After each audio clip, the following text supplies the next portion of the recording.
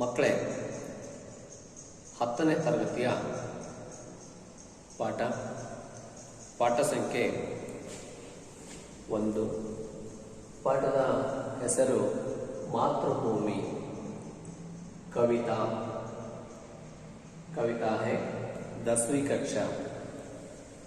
ನಾನೀಗ ಪಾಠ ಮಾಡುತ್ತಿರುವಂತಹ ತರಗತಿ 10ನೇ ತರಗತಿ. ಪಾಠದ ಸಂಖ್ಯೆ 1. ಪಾಠದ ಹೆಸರು ಮಾತೃಭೂಮಿ. ಲೇಖಕರ ಹೆಸರು ಭಗವತಿ ಚರಣ್ ವರ್ಮಾ. ಮಕ್ಕಳೇ, ಈಗ ನಾನು ಪಾಠವನ್ನು ಪ್ರಾರಂಭ ಮಾಡ್ತಿದ್ದೇನೆ.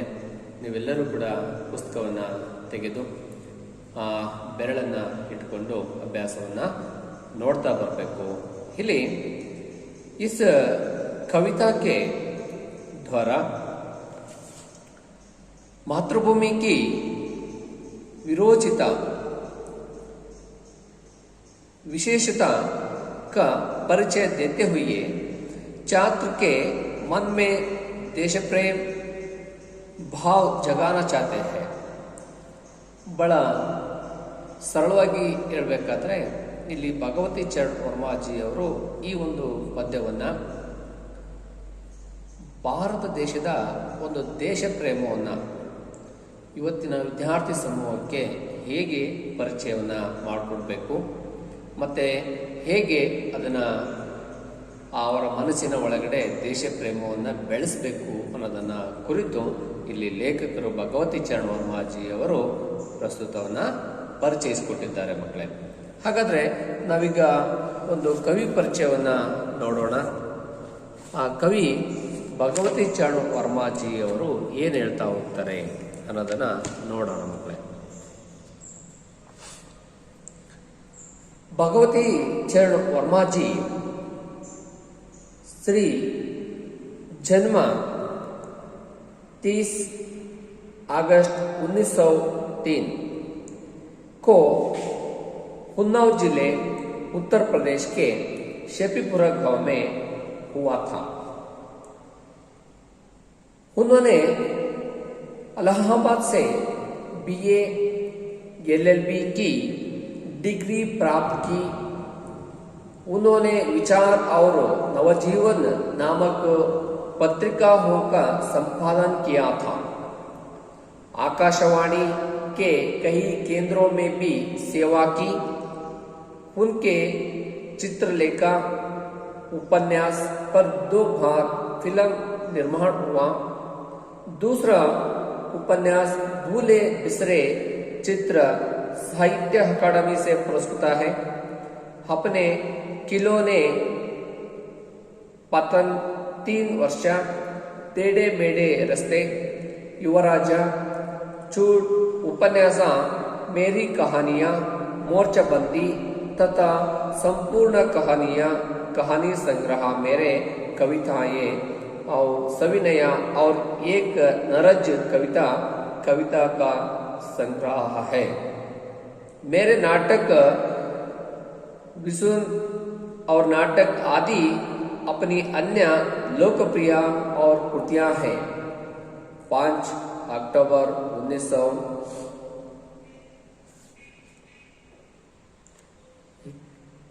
1981 को वर्मा जी का देहांत हुआ है.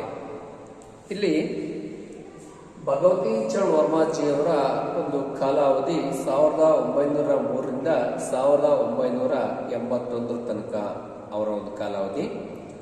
ಅವರು यूपी है उत्तर प्रदेश में जन्म हुआ है. ಉತ್ತರ ಪ್ರದೇಶದ ಶೇಪೀಪುರ ಅನ್ನೋ ಒಂದು ಹಳ್ಳಿಯಲ್ಲಿ ಜನಿಸ್ತಾರೆ. ಮಕ್ಕಳೇ, ಅವರು ಶಿಕ್ಷಣ ಅಂತೇಳಿ ಬಂದಾಗ BA LLB ಅನ್ನೋ ಶಿಕ್ಷಣವನ್ನು ಮತ್ತೆ ಡಿಗ್ರಿ ಪ್ರಾಪ್ತ ಕಿ ಹೈ.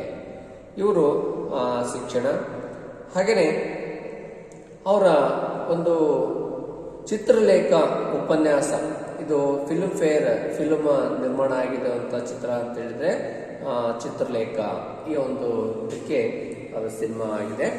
ಹಾಗೆಯೇ ಅವರು ಬರೆದಿರುವಂತಹ ಭೂಲೆ ಬಿಸ್ರೆ ಚಿತ್ರ ಸಾಹಿತ್ಯ ಅಕಾಡೆಮಿ ಪುರಸ್ಕಾರ ಹೇ, ಇದಕ್ಕೆ ಸಾಹಿತ್ಯ ಅಕಾಡೆಮಿ ಪುರಸ್ಕಾರ ದೊರೆತಿದೆ ಅನ್ನೋ ಮಾತನ್ನ ಇಲ್ಲಿ ಕವಿ ಹೇಳ್ತಾರೆ.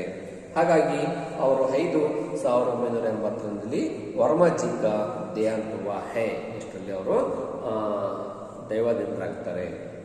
कवि भगवती चरण वर्मा के नाम को हिंदी साहित्य के आधार पे हिंदी साहित्य लिया जाता है. प्रस्तुत कविता में कवि के देश प्रेम की झलक दिखाई देती है. वे मातृभूमि को प्रणाम करते हुए अब विद्यमान अपार वन संपद खनिज संपद का वर्णन करते हुए भारत के महान विभूतियों का स्मरण करते हैं. इस कविता से भारत की महानता का ಪರಿಚಯ ಪ್ರಾಪ್ತ होता है. ವಿದ್ಯಾರ್ಥಿಗಳೇ, ಇಲ್ಲಿ ನಮ್ಮ ಹಿಂದಿ ಸಾಹಿತ್ಯದೊಳಗೆ ಭಗವತಿ ಚರಣ್ ವರ್ಮಾಜಿಯವರು ಒಂದು ಸಾತ್ ಪ್ರಸ್ತುತ ಕವಿತೆಯನ್ನ ಹೇಳ್ತಾ ಹೋಗ್ತಾರೆ. ಅದರಲ್ಲಿ ದೇಶ ಪ್ರೇಮ ಮತ್ತೆ ದಿಖಾಯಿ ದೇತಿ ಹೈ ಅದನ್ನು ಹೇಗೆ ನಾವು ಮೂಡಿಸುವುದು ಮತ್ತೆ ಮಕ್ಕಳಲ್ಲಿ ಬೆಳೆಸುವಂಥದ್ದು, ಜೊತೆಗೆ ಮಾತೃಭೂಮಿಕ ಪ್ರಣಾಮ ಕರ್ತವ್ಯ ಹೇ ನಾವು ಮಾತೃಭೂಮಿಯನ್ನ ಯಾಕೆ ನಮಸ್ಕರಿಸಬೇಕು, ಹಾಗೆಯೇ ವಿದ್ಯಮಾನಕ ಆ ಇವತ್ತಿನ ವಿದ್ಯಮಾನಗಳು ನಮ್ಮಲ್ಲಿರುವಂತಹ ವನ ಸಂಪತ್ತೇನಿದೆ, ಖನಿಜ ಸಂಪತ್ತೇನಿದೆ ಅದ್ರ ಬಗ್ಗೆ ವರ್ಣನೆ ಮಾಡ್ತಾ ಹೋಗೋದು. ಯಾವ್ಯಾವ ಒಂದು ಸ್ಥಳದಲ್ಲಿ ಯಾವ್ಯಾವ ಖನಿಜ ಸಂಪನ್ಮೂಲ ಸಿಗ್ತಾ ಇದೆ, ನಮ್ಮ ಭಾರತ ದೇಶದಲ್ಲಾಗಿರ್ಬೋದು, ನಮ್ಮ ಕರ್ನಾಟಕದಲ್ಲಾಗಿರ್ಬೋದು, ನಮ್ಮ ಜಿಲ್ಲೆಯಲ್ಲಾಗಿರ್ಬೋದು, ಎಲ್ಲಿ ಯಾವ್ಯಾವ ಭಾಗದಲ್ಲಿ ಯಾವ್ಯಾವ ಖನಿಜ ಸಂಪನ್ಮೂಲ ಸಿಗುತ್ತೆ ಅನ್ನೋದನ್ನ ಇಲ್ಲಿ ಅವ್ರು ಹೇಳ್ತಾರೆ. ಮಹಾನ್ ವಿಭೂತಿಯೋಗ ಸ್ಮರಣ ಕರ್ತೆ ಹೇ, ಹಾಗೆಯೇ ನಮ್ಮ ಸಮಾಜದ ಉಳಿವಿಗಾಗಿ, ಸಮಾಜದ ಶ್ರೇಯಸ್ಸಿಗಾಗಿ ಯಾವೆಲ್ಲ ವ್ಯಕ್ತಿಗಳು ಇಲ್ಲಿ ಒಂದು ತ್ಯಾಗವನ್ನು ಮಾಡಿದ್ದಾರೆ, ಬಲಿದಾನಗಳನ್ನು ಮಾಡಿದ್ದಾರೆ. ಈ ಉದಾಹರಣೆ ಮಹಾತ್ಮ ಗಾಂಧೀಜಿ ಆಗಿರ್ಬೋದು, ಭಗತ್ ಸಿಂಗ್ ಆಗಿರ್ಬೋದು, ವಚನಕಾರ ಬಸವಣ್ಣವರಾಗಿರ್ಬೋದು, ಹೀಗೇನೆ ಇಂಥ ಮಹಾನ್ ವ್ಯಕ್ತಿಗಳನ್ನ ಇಲ್ಲಿ ಸ್ಮರಣೆಯನ್ನು ಮಾಡ್ತಾ ಹೋಗ್ತಾರೆ. ಅವರ ನೆನಪುಗಳನ್ನು ಮತ್ತೆ ಇವತ್ತು ವಿದ್ಯಾರ್ಥಿ ಸಮೂಹಕ್ಕೆ ಪರಿಚಯ ಮಾಡಿಕೊಡುವಂಥ ಕೆಲಸವನ್ನ ಇವತ್ತು ಮಾಡ್ತಾ ಇದ್ದಾರೆ. इस कविता से भारत की महानता का ಪರಿಚಯ ಪ್ರಾಪ್ತ होता है. ಹಾಗಾಗಿ ಈ ಒಂದು ಪದ್ಯ, ಇದೊಂದು ಪಾಠ ಮಾತೃಭೂಮಿ ಅನ್ನೋದು ಬಹಳ ಮುಖ್ಯವಾಗಿ ತಿಳ್ಕೋಬೇಕಾದಂಥ ಒಂದು ಅಂಶ ಅಂತೇಳಿ ಕವಿ ಭಗವತಿ ಚರಣ್ ವರ್ಮಾಜಿಯವರ ಒಂದು ಆಶಯ ಆಗಿದೆ. ಆ ಆಶಯದಂತೆಯೇ ನಾವೀಗ ಈ ಪದ್ಯವನ್ನ ನೋಡೋಣ. ಹಾಗಾಗಿ ಎಲ್ಲರೂ ಕೂಡ ಪುಸ್ತಕವನ್ನ ನೋಡಿ ಮಕ್ಕಳೇ.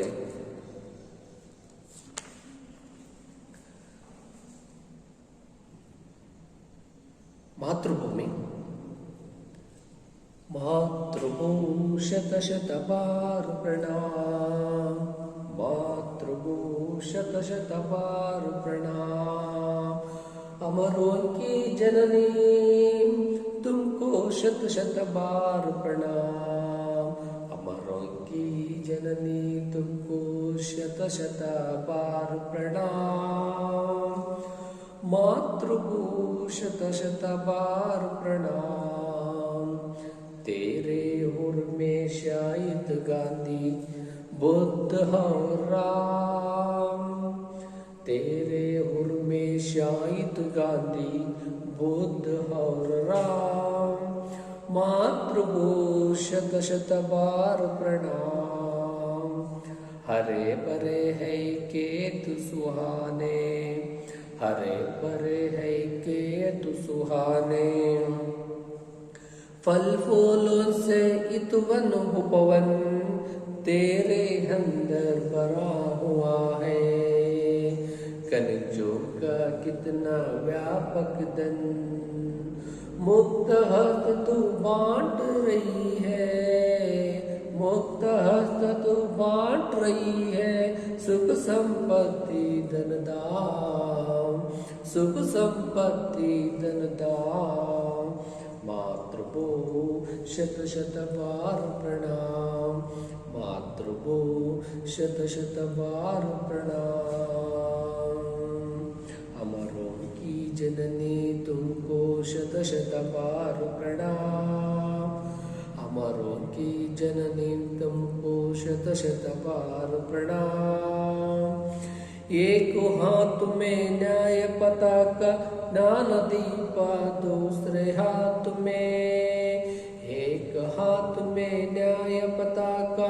ध्यान दीप दूसरे हाथ में, जग का रूप बदल दे है माँ, जग का रूप बदल दे है माँ। कोटि कोटि हम आज साथ में, कोटि कोटि हम आज साथ में, सकल नगर और ग्राम मातृभूष शत शत बार प्रणाम, मातृभूष शत शत बार प्रणाम। ಛಾತ್ರ ವಿದ್ಯಾರ್ಥಿಗಳೇ, ಈಗ ಈ ಮಾತೃಭೂಮಿ ಪದ್ಯವನ್ನು ನಾವು ವಾಚನವನ್ನು ಮಾಡಿದ್ದೇನೆ. ನೀವು ಕೂಡ ಎಲ್ಲರೂ ಕೂಡ ನಿಂತು ಈ ಪದ್ಯವನ್ನು ವಾಚನ ಮಾಡಿ, ಜೊತೆಗೆ ಈ ಒಂದು ಮಾತೃಭೂಮಿ ಕವಿತಾವನ್ನು ಎಲ್ಲರೂ ಕೂಡ ಕಂಠಸ್ಥವನ್ನು ಮಾಡಬೇಕು. ಹಾಗೆಯೇ ಈ ಒಂದು ಮಾತೃಭೂಮಿ ಪದ್ಯದ ಒಂದು ಹಿಂದಿಯ ಸಾರಾಂಶವನ್ನು ನೋಡೋಣ ಮಕ್ಕಳೇ. ಈಗ ಮೊದಲನೇದಾಗಿ ಹೇಳ್ತಾರೆ ಕವಿ,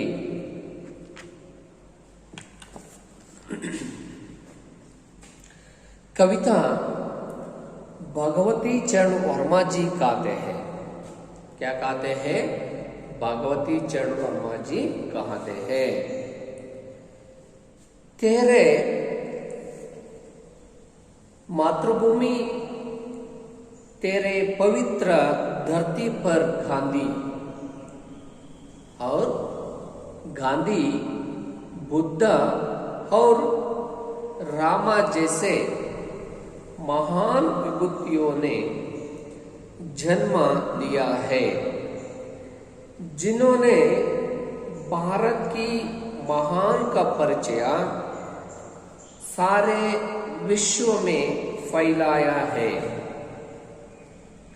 ऐसे अमरों की जननी तुम्हें शत शत बार प्रणाम।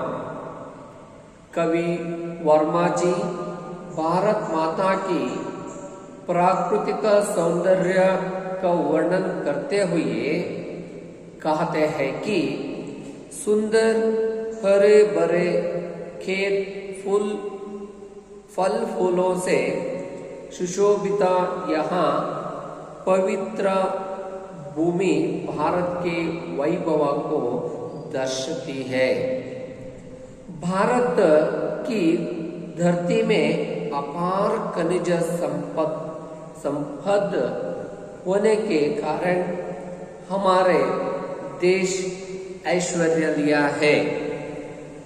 भारत माता, तुम अपने मुक्त हस्त से लोगों को सुख समृद्धि और धन धाम बांटती हो, इसलिए माँ तुम्हें मैं शत शत बार प्रणाम करता हूँ।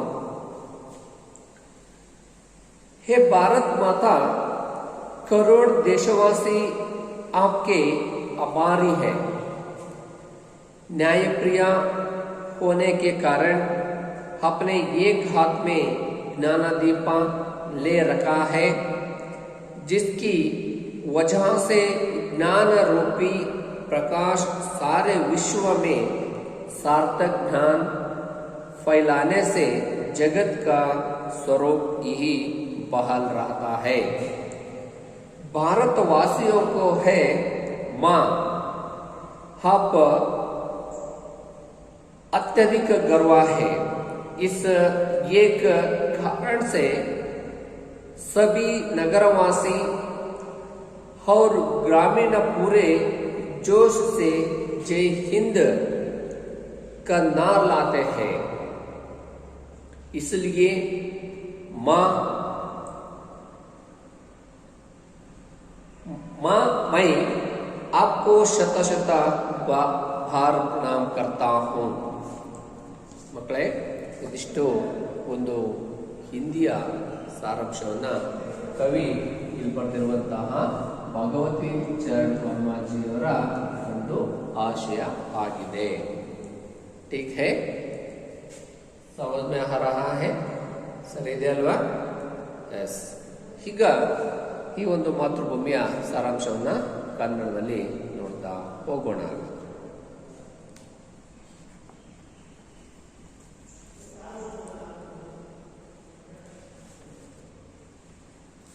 ಕವಿ ಭಗವತಿ ಚರಣ್ ವರ್ಮಾಜಿ ಅವರು ಹೇಳ್ತಾರೆ, ಹೇ ಮಾತೃಭೂಮಿ, ನಿನ್ನ ಪವಿತ್ರವಾದಂತಹ ಧರೆಯ ಮೇಲೆ, ಈ ಒಂದು ಭೂಮಿಯ ಮೇಲೆ ಸಮಾಜ ಸುಧಾರಕರು, ವಚನಕಾರರು, ಬೇರೆ ಬೇರೆಯ ಮಹಾನ್ ವಿದ್ವಾಂಸ ವ್ಯಕ್ತಿಗಳು ಬಂದೋಗಿದ್ದಾರೆ. ಈ ಉದಾಹರಣೆ ಗಾಂಧೀಜಿ, ಬುದ್ಧ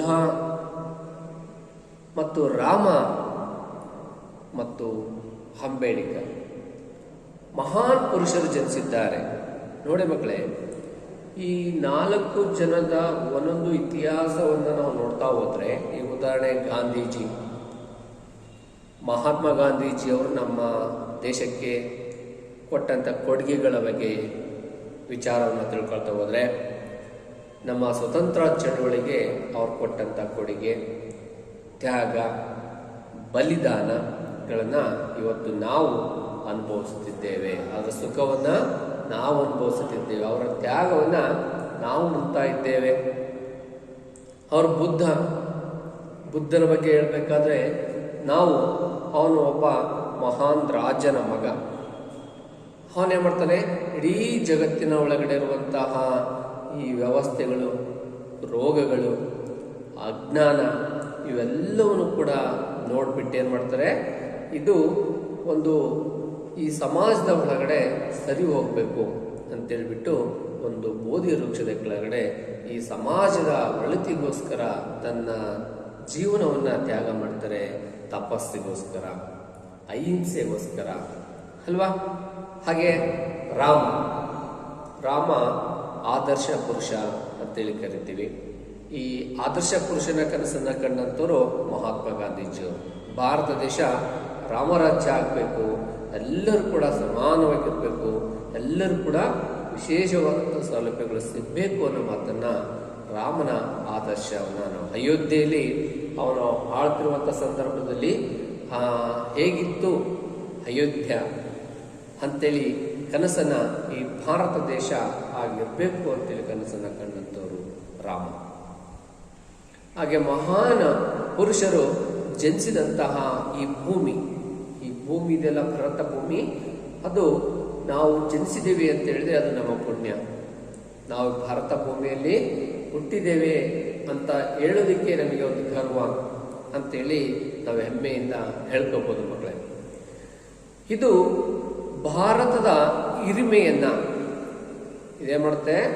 ಈ ಭಾರತ ದೇಶದ ಒಂದು ಹಿರಿಮೆಯನ್ನ ಇಡೀ ಜಗತ್ತಿನ ಮೇಲೆ ಹಾರಿಸುವಂತಹ, ಮೇಲೆ ಒಯ್ಯುವಂತಹ ಒಂದು ಕೆಲಸವನ್ನ ನಾವು ಮತ್ತೆ ಅವರು ಮಾಡಿದ್ದಾರೆ ಅನ್ನೋ ಮಾತನ್ನ ಇಡೀ ಜಗತ್ತೇ ಅವರು ಪರಿಚಯಿಸಿದ್ದಾರೆ.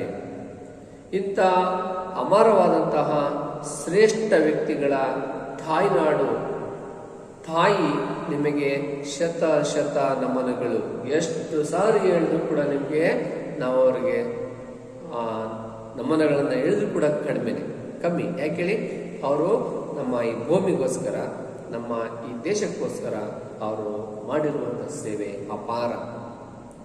ಹಾಗಾಗಿ ಈ ಕವಿ ಈ ಮೊದಲನೇ ಪ್ಯಾರದಲ್ಲಿ ಅವರು ಹೇಳ್ತಾ ಹೋಗ್ತಾರೆ. ಅಲ್ಲಿ ಚಿತ್ರವನ್ನು ಕೊಟ್ಟಿದ್ದಾರೆ, ಒಂದು ಸುಂದರವಾಗಿರುವಂಥ ಭಾರತಾಂಬೆಯ ಚಿತ್ರ ಇದೆ. ಅದರಲ್ಲಿ ಭಾರತಾಂಬೆ ನಿಂತಿರುವಂಥದ್ದು ಎಲ್ಲಿಂದ, ಜಮ್ಮು ಕಾಶ್ಮೀರದಿಂದ ಕನ್ಯಾಕುಮಾರಿ ತನಕ. ಒಂದು ಕೈಯಲ್ಲಿ ಭಾರತ ದೇಶದ ಬಾವುಟ ಇದೆ, ಇನ್ನೊಂದು ಕೈಯಲ್ಲಿ ಜ್ಞಾನ ದೀಪವಿದೆ. ಇದನ್ನ ಹಿಡ್ಕೊಂಡು, ಜ್ಞಾನ ದೀಪವನ್ನು ಹಿಡಿದು ನಮ್ಮ ದೇಶದ ಬಾವುಟವನ್ನು ಉನ್ನತ ಮಟ್ಟಕ್ಕೆ ತಗೊಂಡೋಗುವಂಥ ಪ್ರಯತ್ನವನ್ನು ನಾವು ಮಾಡಬೇಕು ಅನ್ನೋ ಒಂದು ಸಂದೇಶವನ್ನು ಕವಿ ಭಗವತಿ ಚರಣ್ ವರ್ಮಾಜಿಯವರು ಈ ಒಂದು ಕವಿತೆಯ ಮುಖಾಂತರ ನಿಮಗೆ ಸಂದೇಶವನ್ನು ಕಳಿಸ್ತಾ ಇದ್ದಾರೆ. ಹಾಗೆ ಸುತ್ತಮುತ್ತಲಿರುವಂತಹ ನೀರು, ನದಿಗಳು, ಪರಿಸರ, ಸಮತಟ್ಟಾದಂತಹ ಮತ್ತೆ ಬೆಟ್ಟ ಗುಡ್ಡಗಳಿಂದ ಕೂಡಿರುವಂತಹ ಹಿಮಾಚಲ ಪ್ರದೇಶ, ಈ ಕಡೆಯಿಂದ ಅರಬ್ಬಿ ಸಮುದ್ರಗಳು, ಈ ಕಡೆ ಪಶ್ಚಿಮ ಬಂಗಾಳಕೊಲ್ಲಿ, ಈ ಕಡೆ ಹಿಂದೂ ಮಹಾಸಾಗರ, ಆ ಕಡೆ ಇರುವಂತಹ ಬೇರೆ ಬೇರೆ ರಾಷ್ಟ್ರಗಳು ಇರುವಂಥದ್ದನ್ನು ನಮ್ಮ ಸಂಪೂರ್ಣವಾಗಿರುವಂತಹ ಭಾರತದ ಒಂದು ಭೂಪಟ ಇರುವಂತಹ ಚಿತ್ರವನ್ನು ಕೊಟ್ಟಿದ್ದಾರೆ. ಗಮನಿಸ್ತಿದ್ದಾರಲ್ವಾ? Very good. ಹಾಗೆಯೇ ಕವಿ ವರ್ಮಾಜಿಯವರು, ಭಗವತಿ ಚರಣ್ ವರ್ಮಾಜಿಯವರು ಭಾರತದ ಪ್ರಾಕೃತಿಕ ಸೌಂದರ್ಯ, ಯಾರು ಪ್ರಕೃತಿಯನ್ನ ಪೂಜನೆಯನ್ನು ಮಾಡ್ತಾರೆ. ನಮ್ಮ ಭಾರತ ದೇಶದಲ್ಲಿ ಈ ಪ್ರಕೃತಿಯನ್ನ ಪೂಜೆ ಮಾಡ್ತಾ ಇದ್ರು. ಮೊದಲು ದೇವರ ಮೂರ್ತಿ ಇಲ್ಲದಿರುವಂಥ ಸಂದರ್ಭದಲ್ಲಿ ಪೂಜೆ ಮಾಡ್ತಿದ್ದು ಪ್ರಕೃತಿಯನ್ನ, ಸೂರ್ಯನನ್ನ, ನೀರನ್ನ, ಬೆಂಕಿಯನ್ನ, ಇದೇ ಮಾಡ್ತಿದ್ದು ಪಂಚೇಂದ್ರಿಯಗಳು ಅಂತೇಳಿ ಕರಿತೀವಿ. ಇದನ್ನ ಏನ್ ಮಾಡ್ತಾ ಇದ್ರು, ಆರಾಧಿಸ್ತಿದ್ರು. ಹಾಗೇನೆ ಇಲ್ಲಿ ಕೂಡ ಒಂದು ಸೌಂದರ್ಯವಾಗಿರುವಂತಹ, ರಮಣೀಯವಾಗಿರುವಂತಹ ಇಲ್ಲಿನ ಹೊಲ ಗದ್ದೆಗಳು, ಹಾಗೇನೆ ಸುಂದರವಾದಂತಹ ಹಸಿರಿಂದ ಕೂಡಿರುವಂತಹ ಹಣ್ಣು ಹಂಪಲು ಹೂವುಗಳಿಂದ ಶೋಭಿಸುತ್ತಿರುವಂತಹ ಈ ಪವಿತ್ರ ಭೂಮಿ ಭಾರತ. ಈ ಪವಿತ್ರ ಭೂಮಿ ಭಾರತ ಈ ವೈಭವವನ್ನ ಸೂಚಿಸುತ್ತದೆ. ಈ ವೈಭವ ಇದೆಯಲ್ಲ, ಇದನ್ನ ಸೂಚಿಸಿ ನಮ್ಮೆಲ್ಲರೂ ಕೂಡ ಒಂದು ರಮಣೀಯವಾಗಿರುವಂತಹ ಮನಮೋಹಕರವಾಗಿರುವಂತಹ ದೃಶ್ಯವನ್ನು ತೋರಿಸುವಂಥದ್ದು ನಮ್ಮ ಭಾರತ ದೇಶ. ಭಾರತದ ಈ ಧರೆಯಲ್ಲಿ ಅಪಾರವಾದ ಖನಿಜ ಸಂಪತ್ತಿದೆ. ನೋಡಿ, ಖನಿಜ ಸಂಪತ್ತು ಭಾರತ ಶ್ರೀಮಂತ ಭರಿತ ರಾಷ್ಟ್ರ ಅಂತೇಳಿ ಕರೀತಾರೆ. ಯಾಕೆಂತ ಹೇಳಿದ್ರೆ ಇಲ್ಲಿ ಅಷ್ಟೊಂದು ಸಂಪತ್ತನ್ನ ಈ ಭೂಮಿ ನಮಗೆ ಕೊಟ್ಟಿದೆ. ಈಗ ಉದಾಹರಣೆ ಕಲ್ಲಿದ್ದಲಾಗಿರ್ಬೋದು, ಮೈನ್ಸ್ ಆಗಿರ್ಬೋದು, ಕಬ್ಬಿಣಾದಿರಾಗಿರ್ಬೋದು, ಚಿನ್ನ ಆಗಿರ್ಬೋದು ಅಲ್ವಾ, ಇವೆಲ್ಲವೂ ಅಪಾರವಾಗಿರುವಂತಹ ಬೆಲೆ ಬಾಳುವಂತಹ ಸಂಪತ್ತು ನಮ್ಮ ಈ ಭೂಮಿ ಒಳಗಡೆ ಇದೆ ಅಂತ ಒಂದು ಸಂಪನ್ಮೂಲಗಳನ್ನ ನಾವೇನ್ ಮಾಡಬೇಕು, ಆ ಭಾರತದ ಆ ಸಂಪನ್ಮೂಲಗಳನ್ನ ದೊರಕುವ ಕಾರಣದಿಂದಾಗಿ ನಮ್ಮ ದೇಶ ಐಶ್ವರ್ಯಭರಿತವಾದಂತಹ ದೇಶವಾಗಿದೆ. ನಾವೇನು ಭಾರತ ಅಭಿವೃದ್ಧಿ ಹೊಂದುತ್ತಿರುವಂತಹ ದೇಶ, ಭಾರತ ಶ್ರೀಮಂತ ದೇಶ ಅಲ್ವಾ. ಇಲ್ಲಿರುವಂತಹ ಒಂದು ಉಡುಗೆ, ಇಲ್ಲಿರುವಂತಹ ಆಚಾರ, ಇಲ್ಲಿಂದ ವಿಚಾರಗಳು, ಇಲ್ಲಿಂದ ಒಂದು ಕಲ್ಚರ್ ಅಲ್ವಾ, ಇವನ್ನೆಲ್ಲವೂ ನೋಡಿದ್ರೆ ಇವತ್ತು ಜಗತ್ತಿಗೆ ಬೇಕಾಗಿರುವಂಥದ್ದು ಈ ಮಾರ್ಗದರ್ಶನ. ಈ ಮಾರ್ಗದರ್ಶನವನ್ನ ಇಡೀ ಜಗತ್ತಿಗೆ ಕೊಡುತ್ತಿರುವಂಥ ದೇಶ ಇದು ಭಾರತ. ಹೆಮ್ಮೆಯಿಂದ ನಾವು ಹೇಳ್ಕೋಬೇಕು ಮಕ್ಕಳೇ. ಹಾಗಾಗಿ ಹೇ ಭಾರತ ಮಾತೆ, ಈ ನಿನ್ನ ಮುಕ್ತ ಹಸ್ತಗಳಿಂದ, ಈ ಹಸ್ತ ಅಂದ್ರೇನು, ಕೈ, ಈ ಕೈಗಳಿಂದ ಏನ್ ಮಾಡ್ತಾ ಇರ್ಬೇಕು, ಸುಖ ಸಮೃದ್ಧಿ ಹಾಗೂ ಧನ ತನು ಆಶ್ರಯವನ್ನ, ಈ ಸ್ಥಳವನ್ನ ಒದಗಿಸುತ್ತಿದ್ದೀಯ. ಆದ್ದರಿಂದ ತಾನು ನಿನಗೆ ಶತ ನಮನಗಳನ್ನ ಅರ್ಪಿಸುತ್ತಿದ್ದೇನೆ. ಹಾಗಾಗಿ ಒಂದು ಮಾತು ಹೇಳ್ತಾರೆ ಹಿರಿಯರು, ಈ ದೇಶ ನನಗೇನು ಕೊಟ್ಟಿದೆ ಅನ್ನೋದಕ್ಕೆ ಪ್ರಶ್ನೆ ಮಾಡೋದಕ್ಕಿಂತ ಈ ದೇಶದಲ್ಲಿ ನಾನಿದ್ದೇನೆ, ಜೀವಿಸುತ್ತಿದ್ದೇನೆ, ಬದುಕ್ತಿದ್ದೇನೆ, ನನ್ನ ಕುಟುಂಬ ಇದೆ, ಎಲ್ಲದಕ್ಕಿಂತ ಮೊದಲಾಗಿ ನಾನು ಈ ದೇಶಕ್ಕೆ ಏನನ್ನ ಕೊಡುಗೆ ಕೊಟ್ಟಿದ್ದೇನೆ ಅಂತೇಳಿ ನಾವು ನಮ್ಮ ಮನಸ್ಸಿಗೆ ಪ್ರಶ್ನೆಯನ್ನ ಮಾಡಿಕೊಳ್ಳುವಂಥ ಒಂದು ಸಮಯ. ಹಾಗಾಗಿ ಇಲ್ಲಿ 2ನೇ ಪಾಠದಲ್ಲಿ ಕವಿ ಹೇಳ್ತಾರೆ. ನೆಕ್ಸ್ಟ್ 3ನೇ ಪ್ಯಾರ ನೋಡ್ಕೊಳ್ಳಿ. ಅಲ್ಲಿ ಹೇ ಭಾರತ ಮಾತೆ, ನಮ್ಮ ದೇಶದ ಕೋಟಿ ಕೋಟಿ ಜನರ ತಮಗೆ ಕೃತಜ್ಞತೆಗಳನ್ನ ಸಲ್ಲಿಸ್ತಾ ಇದ್ದಾರೆ. ಭಾರತದ ಒಂದು ಜನಗಣತಿ 2011ನೇ ಜನಗಣತಿ ಪ್ರಕಾರ ಒಂದು 120 ಕೋಟಿ ಜನಸಂಖ್ಯೆ ಇದೆ. ಈ ಜನಸಂಖ್ಯೆ ಎಲ್ಲರೂ ಕೂಡ ನಾವು ಕೋಟಿ ಕೋಟಿ ಇವತ್ತು ಕೃತಜ್ಞತರಾಗಿದ್ದೇವೆ, ಧನ್ಯರಾಗಿದ್ದೇವೆ. ನಾವು ಇವತ್ತು ಭಾರತಾಂಬೆಗೆ ಏನ್ ಮಾಡ್ತಿದ್ದೀವಿ, ಒಂದು ಕೃತಜ್ಞತೆಯನ್ನ ಸಲ್ಲಿಸ್ತಾ ಇದ್ದೇವೆ. ಹಾಗಾಗಿ ಸದಾ ಕಾಲ ನಿಮ್ಮ ಜೊತೆಯಲ್ಲೇ ಇದ್ದೇನೆ, ನಿಮ್ಮ ಜೊತೆಯಲ್ಲೇ ಇದ್ದೇವೆ. ತಾಯಿ, ನೀನು ಪ್ರಿಯಳಾಗಿದ್ದರಿಂದ ಒಂದು ಕೈಯಲ್ಲಿ ನ್ಯಾಯದ ಪತಾಕೆ ಹಿಡಿದಿದ್ದೀಯ, ಮತ್ತೆ ಇನ್ನೊಂದು ಕೈಯಲ್ಲಿ ಜ್ಞಾನ ದೀಪವನ್ನು ಹಿಡಿದಿದ್ದೀಯ. ಹಾಗಾಗಿ ಒಂದ್ ಕಡೆ ಎಲ್ಲರಿಗೂ ಸಮಾನವಾಗಿರುವಂತ ನ್ಯಾಯವನ್ನು ಕೊಡುವಂಥದ್ದು, ಇನ್ನೊಂದು ಎಲ್ಲರಿಗೂ ಒಂದು ದಾರಿಯ ದೀಪವಾಗಿ ತೋರಿಸುವಂತ ಕೆಲಸವನ್ನ ಈ ಭಾರತಾಂಬೆ ಮಾಡ್ತಾ ಇದ್ದಾರೆ. ಜ್ಞಾನ ದೀಪದ ಕಿರಣಗಳು, ಈ ಜ್ಞಾನ ದೀಪ ಹಿಡಿದಿರುವಂತ ಭಾರತಾಂಬೆಯ ಕೈ ಪ್ರಜ್ವಲಿಸುತ್ತಿದೆ, ಆ ಬೆಳಕು ಪ್ರಸರಿಸುತ್ತಿದೆ. ಹಾಗಾಗಿ ಅದ್ರ ಮುಖೇನ ಅಲ್ಲಿ ಬರುವಂತ ಕಿರಣಗಳು ಇಡೀ ಒಂದು ಜಗತ್ತಿಗೆ ಒಂದು ಸಾರ್ಥಕವಾಗಿರುವಂತಹ ಜ್ಞಾನವನ್ನು ಹರಡಿರುವುದರಿಂದ ಜಗತ್ತಿನ ಸ್ವರೂಪವೇ ಬದಲಾಗುತ್ತಿದೆ. ಇವತ್ತಿನ ಜಗತ್ತಿನ ಸ್ವರೂಪವೇನಾಗ್ತಿದೆ? ಬದಲಾಗುತ್ತಿದೆ. ಭಾರತದ ಜನರಿಗೆ ಈ ತಾಯಿ ನಿನ್ನ ಮೇಲೆ ಅಪಾರವಾದಂಥ ಹೆಮ್ಮೆ ಇದೆ. ಇದೇ ಒಂದು ಕಾರಣದಿಂದ ಎಲ್ಲ ನಗರದಲ್ಲಿ ವಾಸಿಸುತ್ತಿರುವ ಜನರು ಹಾಗೂ ಎಲ್ಲ ಗ್ರಾಮಸ್ಥರು ಸಂಪೂರ್ಣವಾಗಿರುವಂಥ ಉತ್ಸಾಹದಿಂದ ಹೇಳ್ತಾರೆ, ಜೈ ಹಿಂದ್ ಅಂತೇಳಿ ಘೋಷ ವಾಕ್ಯವನ್ನು ಕೂಗುತ್ತಿದ್ದಾರೆ ಎಂಬ ಘೋಷಣೆಯನ್ನು ಕೂಗುತ್ತಿದ್ದಾರೆ. ಆದ್ದರಿಂದ ತಾಯಿ, ನಾನು ನಿನಗೆ ಶತ ನಮನಗಳನ್ನು ಸಲ್ಲಿಸ್ತಾ ಇದ್ದೇನೆ ಅನ್ನೋ ಮಾತನ್ನ ಇಲ್ಲಿ ಲೇಖಕರು ಭಗವತಿ ಚರಣವಾಜಿಯವರು ಈ ಒಂದು ಮಾತೃಭೂಮಿಯ ಕನ್ನಡದ ಸಾರಾಂಶವನ್ನು ಹೇಳ್ತಾ ಇದ್ದಾರೆ. ಎಲ್ಲರೂ ಕೂಡ ಅರ್ಥ ಆಗಿದೆ ಅಂತೇಳಿ ನಾನು ಭಾವಿಸ್ತೀನಿ ಮಕ್ಕಳೇ. ಈಗ ಇದಿಷ್ಟು ಇದೊಂದು ಸಾರಾಂಶ ಆಗಿರ್ತದೆ. ನಾವೀಗ ಇದರಲ್ಲಿ ಬರುವಂಥ ಕೆಲವೊಂದು ಶಬ್ದಾರ್ಥಗಳನ್ನು ನೋಡ್ತಾ ಹೋಗೋಣ. ಇಲ್ಲಿ ನಾವು ಬರಿತಾ ಹೋಗ್ತಿದ್ದೇವೆ ಶಬ್ದಾರ್ಥ ಅಲ್ವಾ. ನೀವೊಂದು ಕಡೆ ಬರ್ಕೊಳ್ಬೇಕು. ಏನ್ ಮಾಡ್ಕೋಬೇಕು?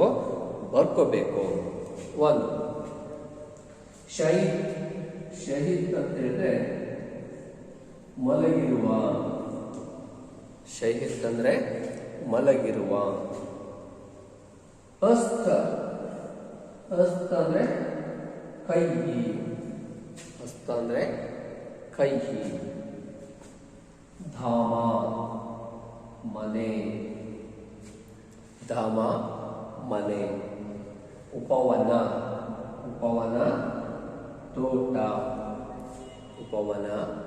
ತೋಟ. ಹಾಗೆಯೇ ಸಕಲ್ ಎಲ್ಲವೂ. ಹಮಾರವಾದ ಹಮಾರ ಅಂತ ಕರಿತೀವಿ. ಸುಹಾನೆ ಸುಂದರವಾದಂಥ. ಸುಹಾನೆ ಅಂದ್ರೆ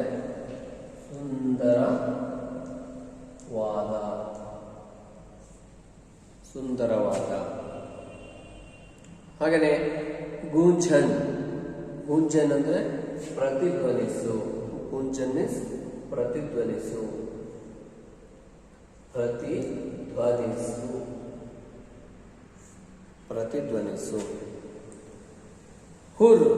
ಹುರ್ ಅಂದ್ರೇನು? ಹೆದೆ.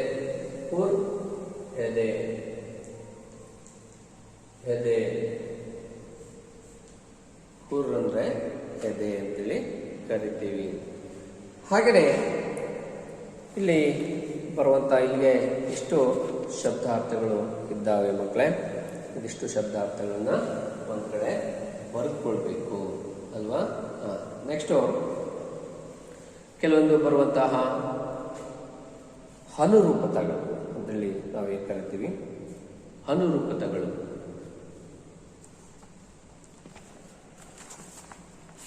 ಒಂದು ವಶಿಯತ್ ಏನಪ್ಪ ಅಂತ ಹೇಳಿದ್ರೆ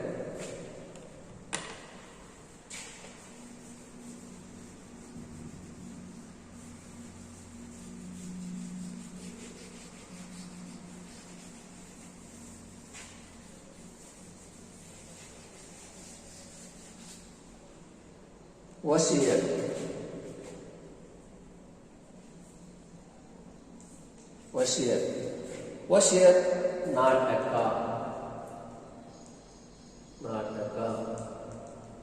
ನಾಟಕ ಡ್ಯಾಶ್ ಯಾವುದು? ಚಿತ್ರಲೇಖ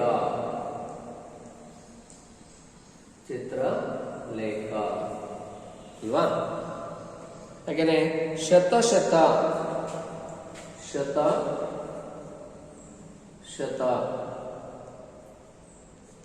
ದಿರುಕ್ತಿ. ದಿರುಕ್ತಿ ಡ್ಯಾಶ್ ಹರೆ ಬರೆ ಅಲ್ವಾ. ಹಾಗಾಗಿ ಈ ಒಂದು ಮಾತೃಭೂಮಿ ಕವಿತವನ್ನು ಎಲ್ಲ ಮಕ್ಕಳು ಅಭ್ಯಾಸವನ್ನು ಮಾಡಿಕೊಂಡು ನಾಳೆ ಶಾಲೆಗೆ ಬರುವಾಗ ಈ ಪದ್ಯವನ್ನು ಕಂಠಸ್ಥವನ್ನು ಮಾಡಿಕೊಂಡು ಬರಬೇಕು ಅಂತ ಹೇಳ್ತಾ ಈ ಪದ್ಯವನ್ನು ಮುಗಿಸ್ತಾ ಇದ್ದೇನೆ. ಧನ್ಯವಾದಗಳು.